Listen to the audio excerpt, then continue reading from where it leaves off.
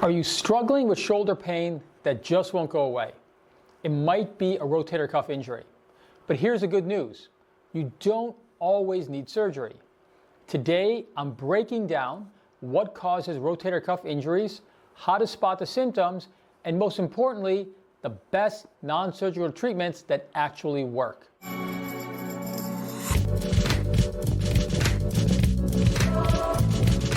Hello, this is Dr. Siddharth Amber from Chicago Arthritis and Regenerative Medicine. I specialize in non-surgical treatments for musculoskeletal conditions, rheumatology, regenerative medicine, and metabolic health.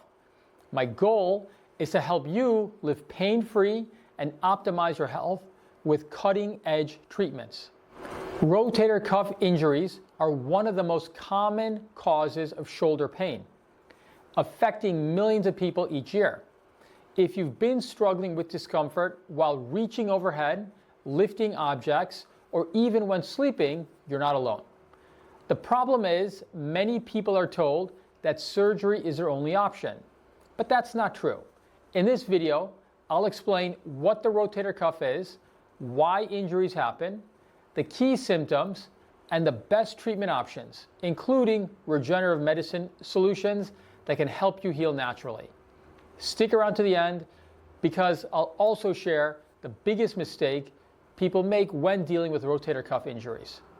The rotator cuff is a group of 4 muscles and tendons that stabilize your shoulder and allow smooth movement. It's essential for lifting your arm, rotating your shoulder, and supporting joint function. When injured, even simple tasks like reaching for a cup, brushing your hair, or sleeping can become painful. Here's a real-life example. A patient of mine, an avid golfer in his 50s, started feeling stiffness and mild pain in his right shoulder. He ignored it for months, thinking it was just soreness. Eventually, he couldn't even swing a club without sharp pain. His issue, a degenerative rotator cuff tear that could have been treated earlier. So what causes rotator cuff injuries? There's a number of different things. Acute injuries, such as a fall where you injure your shoulder, various sports injuries and accidents can certainly cause an acute rotator cuff tear. Repetitive stress injuries. So, for example, if you overuse your shoulders from sports like tennis, baseball, swimming, and also work that involves consistent overhead activity. Then there's age-related degeneration, wear and tear over time due to chronic instability. Poor posture. Desk jobs, excessive phone use, forward head posture can put more stress on the rotator cuff in the shoulder as well. Then there's muscle imbalance and instability. Weakened supporting muscles leads to more instability of the shoulder and eventually rotator cuff injuries. One of the most overlooked causes is chronic instability. If your shoulder lacks stability due to ligament weakness, you're much more likely to develop a rotator cuff problem. Let's review the symptoms of a rotator cuff injury. Pain, usually felt in the front or side of the shoulder, often worse at night. A subtle pain that can also occur in rotator cuff injuries would be actually underneath the shoulder, in the armpit area, which is caused by overstretching of the inferior glenohumeral ligament, which then in turn puts stress chronically on the rotator cuff and eventually causing tears. Weakness is another common symptom. Difficulty lifting objects or raising your arms overhead. A clicking or popping sound could be a sign of a tendon injury. Limited range of motion, difficulty reaching behind your back or across your shoulder can also be characteristic. Persistent discomfort, pain that worsens with movement but doesn't go away with rest. Many people assume that shoulder pain means arthritis, but if your pain is sharp, worsens with movement, and feels weaker over time, it's possibly a rotator cuff issue. How are rotator cuff injuries diagnosed? First and foremost, a good physical exam, checking for strength, flexibility, and pain with movement. Functional movement tests can help to determine stability and pain triggers. And then there's imaging. Ultrasound or MRI identifies tears, inflammation, and degeneration. My personal preference is diagnostic musculoskeletal ultrasound right when you're seeing the patient, because in my practice, it gives real-time imaging results of how your shoulder is moving and whether or not there are injuries or tears of the rotator cuff with that movement. This often provides more useful information than a static MRI image can. Let's talk about some of the better and best non-surgical treatment options for rotator cuff injuries. Step 1, you should always reduce pain and inflammation if you have an acute injury. The traditional idea is to use rest and ice for the first few days after an injury. Activity modification.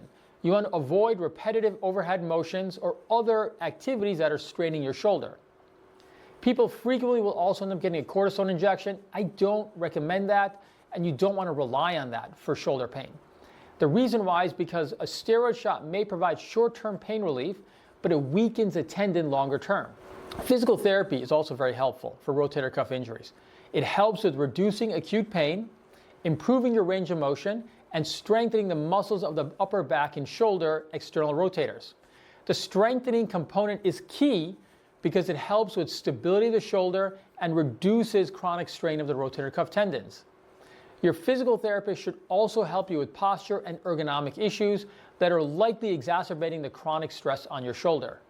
In cases where physical therapy and rest are not sufficient, you should then consider a regenerative medicine treatment option, assuming that's appropriate in your case. First line option is called prolotherapy.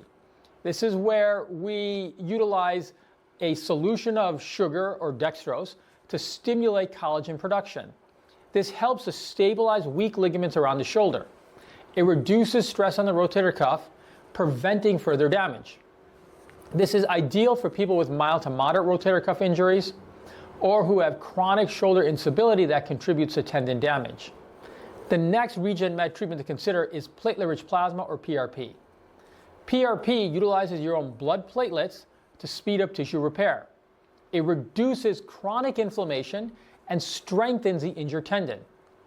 This can help to treat partial rotator cuff tears without surgery. It's ideal for moderate rotator cuff tears and for patients who want to avoid surgery and steroid injections. The last regenerative medicine treatment to consider is bone marrow-derived stem cell therapy. This utilizes your body's own stem cells to treat rotator cuff injuries and tears.